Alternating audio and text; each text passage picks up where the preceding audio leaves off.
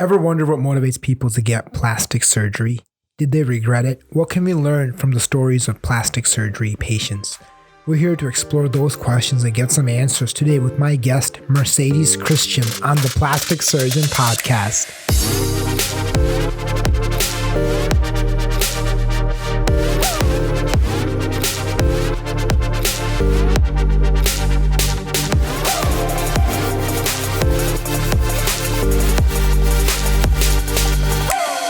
Hello, my friends. Welcome back, and thanks for our listeners for the amazing feedback. We have had so much fun thus far and look forward to more of your insights and suggestions. Please rate and review us on Apple Podcasts to get you more great content. On the Plastic Surgeon Podcast, we'll listen to real plastic surgery stories of triumph and pain from real patients and providers to further understand the motivations of why they would risk their life under the knife. I'm Dr. Sajan, and today my guest is the amazing Mercedes Christion. Hello. Hello, Mercedes. We are here to talk to you about your journey, how we came to know each other, the procedure you underwent, and how it affected you. We're especially excited to have you, Mercedes, because you're one of our episodes on the realdrseattle.tv. We filmed and showed your whole journey on that. It was amazing from beginning to end. Of course, I've went through disability and walked with a cane for about 6 months. So I had muscle atrophy. So I ended up looking into you through Google and read your reviews and everything. Sure. And Mercedes, where are you from? I'm from Tacoma, Washington. I was born and raised there. And then in 2000, I moved up to Bellingham. Okay. And did you have brothers and sisters when you were growing up? Well, my mom was a single mother. So at one point in time, it was me and my youngest brother. I have 3 older brothers. Mm-hmm. But then my brother moved with the other 2 brothers, and it was just my mom as a single mother. So, were your other brothers much older, that they were on their own, or were they with their other parents? They were with my dad at the time, and it was just my mom in struggle, just 3 schools a year, and couldn't really have stability. What was the struggle? As a single mother, being able to rent places, it was more or less like her being able to hold her own. And she kind of struggled. And I basically raised her since I was 8. It was more of, I was the mother, she was the child. So, Did you have a relationship with your dad? My dad passed away at 25, but around, let's say 15, he came back into my life and we made things work, but he ended up being in a coma for like 8 months. And after that was like the same dad before he found God. He was an alcoholic and miserable. Misery loves company. So. And your brothers who grew up with them, how was it for them? It was hard for the most part because he was the strict one of all. And let's just say they went through the ringer living with my dad's family down in Miami. And they were raised in Opa-locka, Florida, which is pretty bad area. So bad in what way? Really hood, a lot of gunshots, 2 doors down, things like that. People beating you up for your shoes. All types of things. And did your brothers choose to go with your dad, or was that just the only thing that was available? Well, actually, my dad, when my mom was a month pregnant with me, she had my brother Matthew. And then my dad had my 2 older brothers. And he took them, got another woman pregnant, which was his second wife. So we got separated in a way of like, not by choice. I see. So he left your mom high and dry. And he was with this other person and he decided to take the 2 sons with him. Yes. And they left to North Carolina. And then my dad left them in Florida while he went across seas to Germany. Was he in the military or something? Yes, he was in the Army. My mom and dad met when they were in the Army when they were super young, 18, freshly 18, 19. And your brothers, they were okay staying in Florida away, or did they want to come back? I mean, it it really depends on. Well, it depended because my dad left them there. Of course, they wanted to be with mom, but at the same time, she couldn't hold her own after my stepdad left, and he was in our me and Matthew's life for like 7 years. So Hmm. it was it's an interesting like childhood trying to Sure. figure it all out and if he could have been there or not. Of course. And did your mom struggle with, was it illness or what was going She on? actually has PTSD from abuse from my dad, but also she's bipolar as well. So, you know, it's hard when you're chemically imbalanced, and she went through her own rough childhood as well. So, What happened to her in childhood? well, her mom passed away when she was 3. So, she lived with her dad, and then the stepmom came around, and for the most part, stepmom treated them like stepchildren. They didn't have the best of clothes, but the other kids did, and even being fed and everything, they didn't really know, like, what she cooked wasn't the best either. So, Mm. she went through like, a lot of things. She even, during high school, camped out for, like, the rest of the 8 months that she was in school in order to graduate, and then she went to the Army. Just to get away from it all. Mhm, I've had a few of our guests here tell me that they went to the army because it was an escape. mhm. Um, with your mom, you said she had some abuse with your dad. Was it verbal or physical? What was it? Oh, it was both physical and verbal, but for the like, I guess in Germany, there was one time where, the actual real iron, the cast iron, the, like, solid irons Yeah, like they like did what you back. like an iron you iron clothes with or a Yeah, pan? the iron that you iron clothes with, but the old school Yeah, version of it. yeah. He hit her upside the head with that and went to the hospital. Um, so she's had some pretty hectic Oh. times with him. Did you see any of that? No, not at all. But at the same time, when I was around 8 and we did a paternity test, I still wanted to get to know my dad. And even though he had a bad side to him, there's also, knowing that other part of you, Mm-hmm. especially if you've only known your mom your whole life. What led to the paternity test? Your dad was doubting it, or your mom was? Just because she was 1 month pregnant when he left, Mm. he was kind of doubting that, but also it's just the fact of being able to make sure before Mm-hmm. he tried to come into my life, which makes sense. But Did you support your mom financially at all? no, not at all. That's why I went to 3 schools a year in Tacoma. I was never able to, like, yeah, actually have a childhood almost. That's rough. I can't imagine that. Mhm. With your mom, what kind of work did she do after the military? She worked at Safeway or after the military. So we had a stepdad that was in our life for like around 7 years, Mm-hmm. and there was places like it's Wendy's because I remember we would have like free ice cream when she Mm-hmm. worked there, and then another job was Checkers, which was an auto care place Yeah. down in Denver, Colorado. Then we moved to Wichita, Kansas after that. Uh-huh. Hmm. Was when you got to know your dad at 8 years old after the test? Tell me about that experience. How was that? It was a good experience. I was actually living in a battered woman's shelter when I was in 6th grade. And then Why were you in the shelter?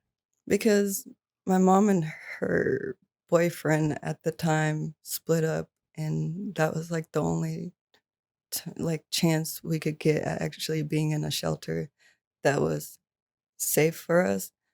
And So your mom had nowhere else to go after she split with the person? yeah, she had nowhere else to go. So we're in 6th grade. I met up with my dad, like during the shelter time. Then our time at the shelter expired. So then we kind of went in between two of our friends' houses that got housing from the shelter.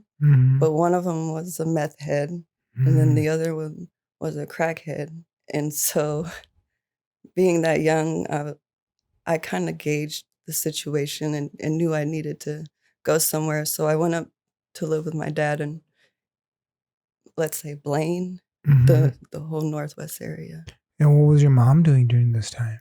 She was still down south getting herself together, but Was she at the shelter still, or was she with the friend from she the was shelter? with the friends. And then she realized that all of us, all 3 of my older brothers and me, were there in Whatcom County. So she finally decided to move up. And how did your dad take care of you? Well, he owned a house and he was a mailman during that time. And he was with his 3rd wife. And then my younger brother, the youngest half brother, was there with my 2 middle brothers while I was living there. How did they treat you? It was hard because it was more of like an envious situation because my dad, since he didn't spend the time with me, he really wanted to overcompensate for it.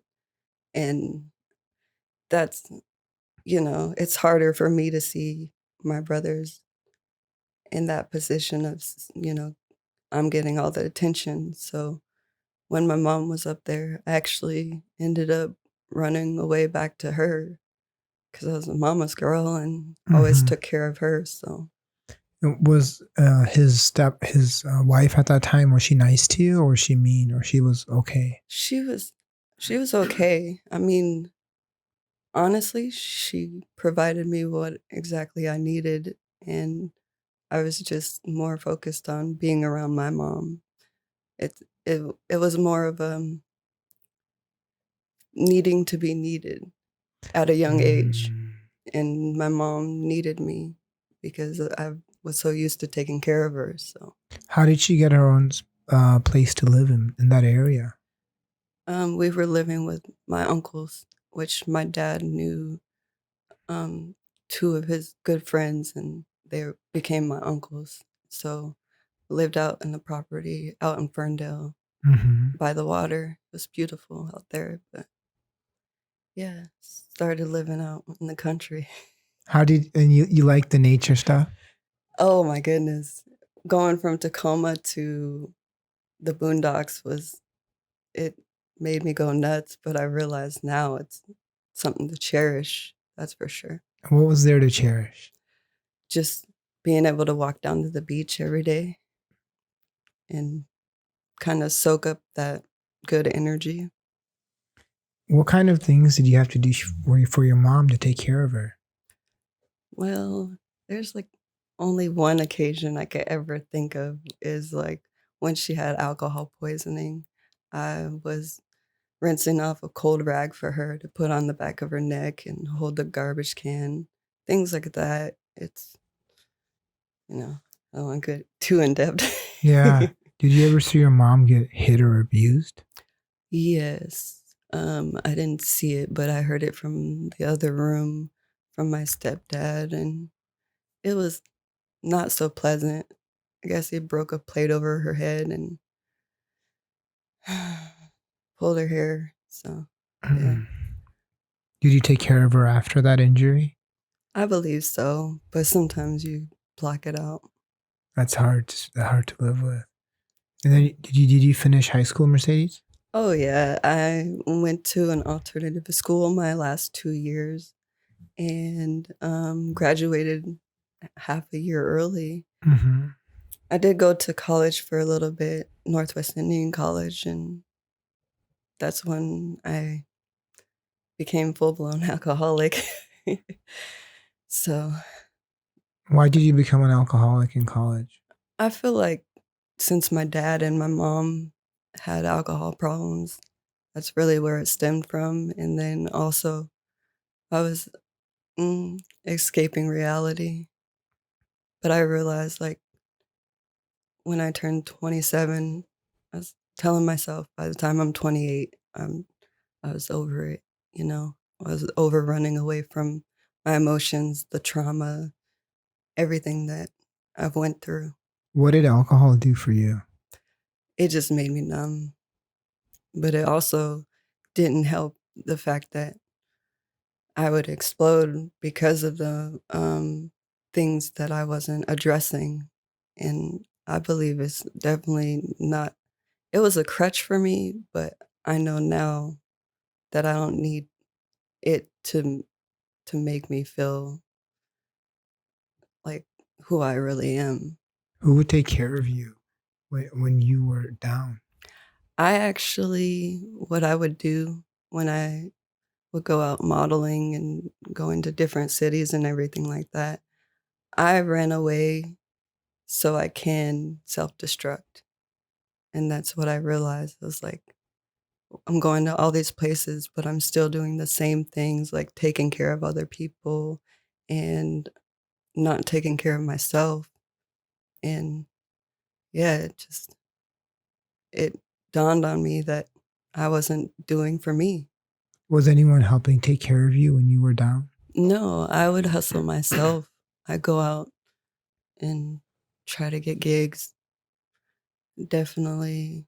How did you pay for college? Oh, with college, I used financial aid. So of course I Mhm. still have college debt. That's for sure. And what was your major in college? I wanted to go for psychology to find out the more in depth of why people do the things they do. But then I realized it's like through life experience, that's where I was able to gauge people and see who they truly are. Life experience, I think, is the best teacher of all sometimes. Oh, definitely. There's no substitute for experience. Hmm. Nothing. What was in college? How were you? Were you working? You said you were modeling. Oh, no, not in college. I didn't decide that until I was around 22. But Mm, in college, I was working for Bob's Burger and Brew. And then I was also a tutor for elementary school. that's awesome. Yeah. And how many years of college did you do? Just 2 years. I was trying to do the 2-year transfer. Then I ended up doing beauty school instead. So you were in college and then you left Mhm. after 2 years. Yes. And you did you get your associates or how does that work? No, I didn't get my associates. I just kind of was on that self-destructive path. So it's Mm, kind of like I didn't want to apply myself at that time. Plus, I realized I'm more of a hands-on person and artistic. mhm. So I've been doing hair braiding since I was 12, and that kind of transitioned into getting into beauty school. And Where did you go in beauty school to? Tony and Guy Hairdressing Academy. Where's that? It was in Bellingham, but it kind of disintegrated because of so many people who were graduating and there wasn't enough gigs for hair. So Mm. How long were you in beauty school? that was the 11-month program. So You finished it? yes. And so then they certify you or Yeah, I have my license. so, I do mhm, my own hair now. So mhm, it's mhm. it's so much harder convincing people that you can work wonders with their hair, but they went to so many other faulty hairdressers. And you know, even sometimes the people with the personality who don't necessarily aren't good at doing hair, they end up getting more clients because their personality Mhm. outshines, you know. The work. Hmm. How were you making a living when you were in beauty school? Um, I was collecting unemployment because I worked for Coca-Cola. I was Mhm. pulling like 1-ton pallets around the stores in different Mm, stores. And then they actually closed down the Coca-Cola distribution in our city. mhm. So they had a chance of like laying people off. And then I found the loophole. So What's the loophole? The loophole was basically where I was working and what's more on demand. I can actually go to school while on unemployment in order to get a degree in something that I would be getting paid more. Oh, that's cool. So yeah, there was some kind of leverage there that I was Yeah. able to go back to doing something I love. And then what did you do after hair school? I moved to Seattle to get away from Whatcom County. Mm-hmm. And did you move in with a friend or did you find your own place? I found a spot to rent there. Mm-hmm. And then I was pursuing the modeling, but I got a job at a restaurant called 88 Keys. So I was working there while... Were you a server there or host? Yes, I was a server there Mm-hmm. for like Seattle games and stuff. And Mm-hmm. during that time, I also tried 7 Salon, but I realized there's an apprenticeship program where you would still have to pay another $9,000 on top of like going to school there. They shut down. They did? Yeah. Wow. The one in Bellevue, right? Mm-hmm. Yeah, someone bought it. The person declared closed down, and now the old guy who had started rebought it and he rebranded it. Now I think they're calling it 8. I'm not kidding. I was in Bellevue Square and I saw it. I think it's called 8. I was like, "What's going on?" I just went and talked to someone there, and they told me the story that the guy had sold it. Someone bought it. The guy rebought it because he went bankrupt during COVID or something like that. Don't quote me on this. Yeah. Secondhand knowledge. I noticed that the other 7, they're getting like almost there. I realized like my passion compared to what they were doing for other people, like basically haircuts and everything ranged from like 280 to 360 cuts and colors. But the people with passion were like the small percentile. The other people who actually wanted money and kept upcharging as far as the stylist goes, they weren't doing a good job, and then people would come back and still have to get work done. So it was hard to see like that end of it where people were more money hungry than they were actually caring for their clients. And when did you start thinking about having breast augmentation and all this? Oh, I think since I was young. So my sister, my half sister, she's full black and she had double D's at 12. And mind you, we're 8 months apart. So I had the bee stings, of course. And I mean, I was an A until the whole muscle atrophy. I became a double A. So how did you get muscle atrophy? I was walking with a cane for 6 months. So I got the back injury from work. So at Coca-Cola? No, through Clutter in Oakland. And what happened? A square dolly hit my L2, L3 and jammed my nerve. So I had constant pain. Then still do, but then I jammed my back, like, let's say almost a few months after that, and was stuck not being able to like bend or anything. And I started walking with a cane for about 6 months. I got all the way down to 101 pounds. Wow. And then I went to the chiropractor down here in Seattle. He helped me out, but then that gave me sciatica nerves too, on top of the back injury. So it was a process. So your pec muscles got a lot of atrophy because you weren't able to do much. Yeah. So that just made your perception of not having much chest tissue or breast tissue even more apparent. Oh, definitely. I finally saw the before and after photos and I was like, that's a big difference. Definitely. So how did you start researching doctors? I believe I started researching, let's say, during the time I was walking with the cane of September 2019. September 2019, I was looking at different doctors and everything. And I've been following your work for probably about 8 months before I actually finally set the appointment. Where were you following it? Instagram or Snapchat? Yeah, I was following it through Instagram, but then I Googled you first and then saw all of the before and after pictures and then just kept slowly but surely making a decision on everything. So, And how did you decide to come to me for a consult versus other people? just your work speaks for itself. Anything I've looked into, like Florida doctors or Atlanta doctors. But the thing is, even though it can be cheaper, doesn't mean that, it could be, there could be some complications, especially Mhm. if I have to go there and then, Come back. come back and then, you just, if anything, I wanted to make sure and be certain for who I'm really going to. Mm-hmm. How was the consultation when you came to our office? It was good. I was super excited and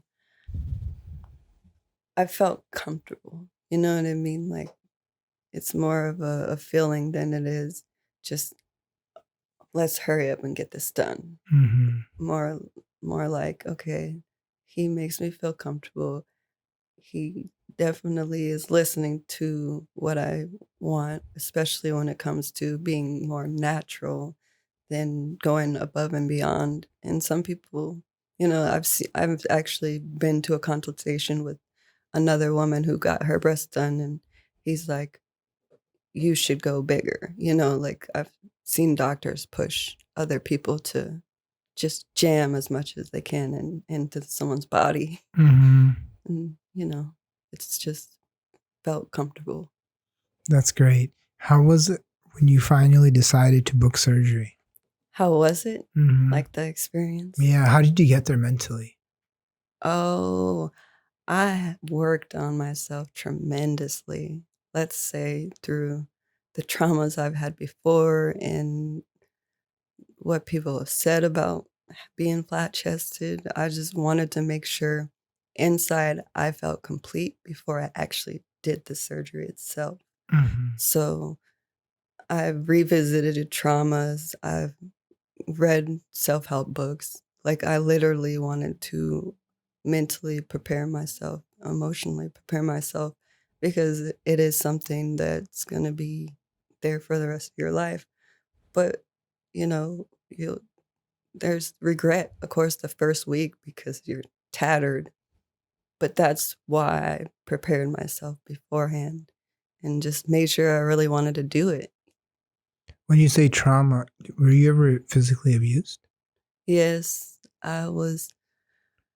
I've had a couple incidents where I've had boyfriends choke me out and to the point where I couldn't breathe almost.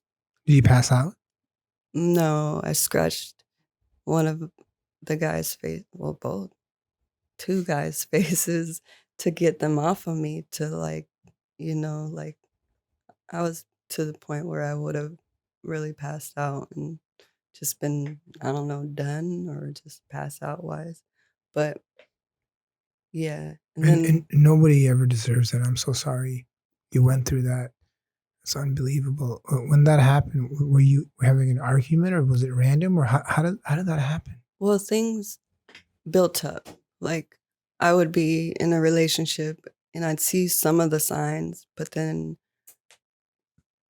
I'd have where I'd be neglected and then, not paid attention to, more or less someone leaving the house for 3 days and leaving me by myself with their kid.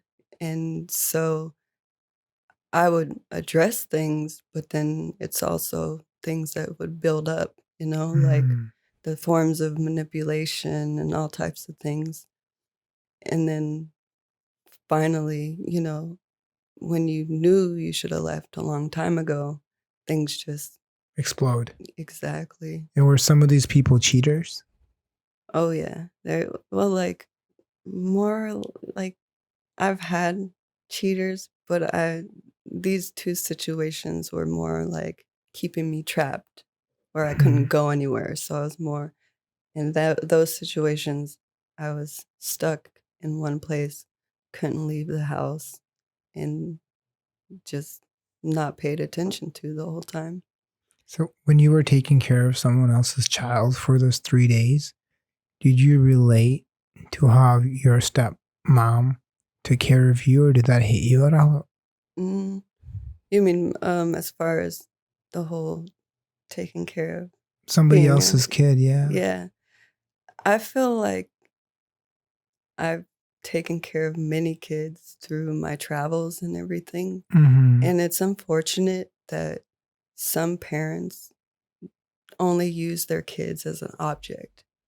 So, as much as I care for their kid and they neglect their kid, it hurts me more because of the fact that they're not being taken care of and their parents weren't their choice, you know? Mm. And yeah, I've liked to fight for kids' rights as much as the parent who's neglecting, you know.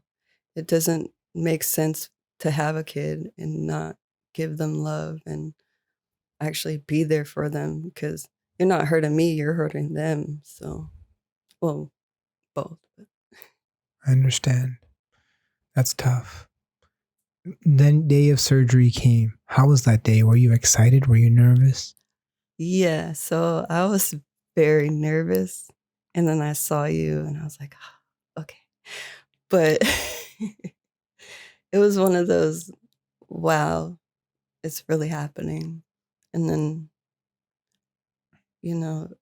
I don't know. I really can't just, you could see in the video that, well, actually, I was wearing a mask, but I was smiling like ear to ear. That's so And cool. yeah, it was one of those days where this is going to help with the rest of my life. This is going to help build that confidence and self love too. And how was the day after surgery? Did you have a lot of pain?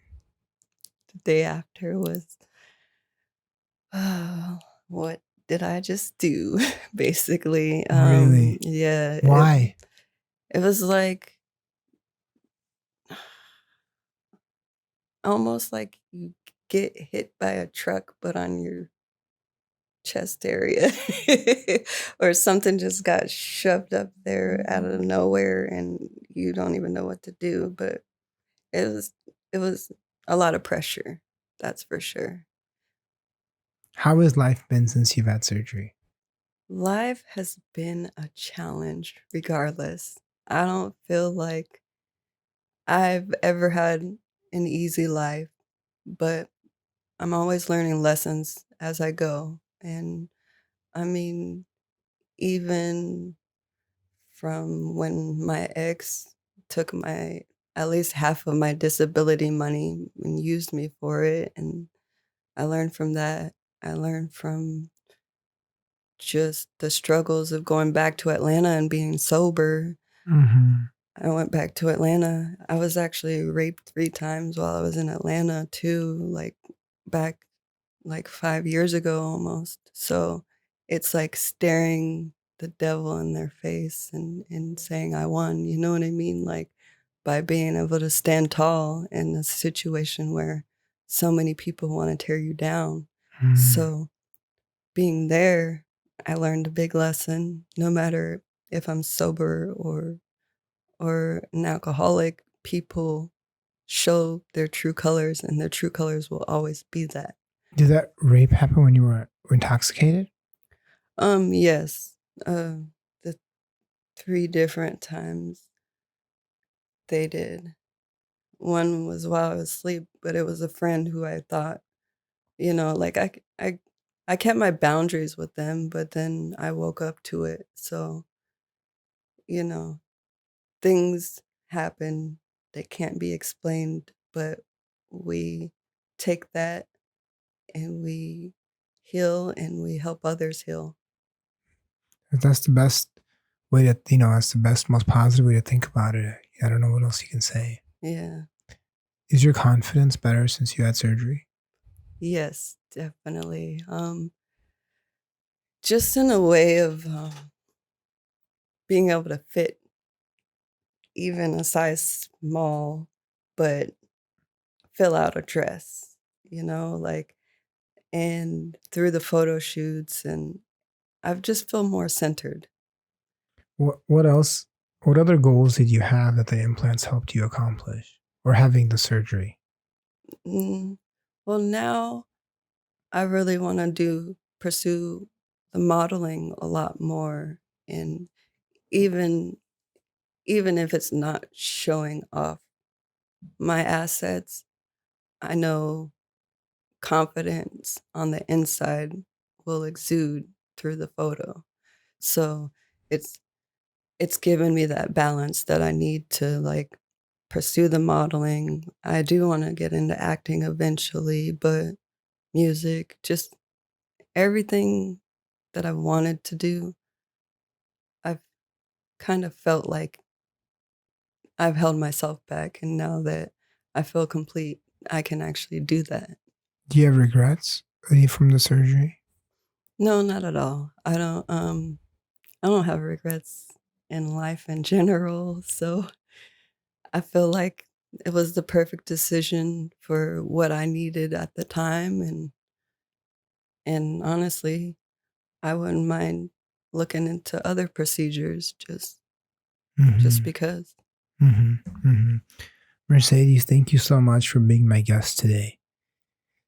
Your story is so extraordinary, so remarkable, so insightful. I take so much away myself from understanding how you reframe the struggles you've been to help impact you positively. I can tell you with no hesitation, a lot of people would make just 1% of the things you've gone through, they would let it break them and destroy them. But it's so amazing how you've been able to stand up to that and have your life go in a direction that you want so far. Thank you. I've learned a lot from you. I know your ordeal will teach our listeners what and how to expect as they start their own journeys in plastic surgery. I appreciate your time, and I'm honored to have you as a good friend, Mercedes. Thanks for listening to the Plastic Surgeon Podcast. Please rate and review us on Apple Podcasts for more great content. For my live surgeries on Snapchat and my adventures throughout the week, catch us on all social media at realdrseattle. And what?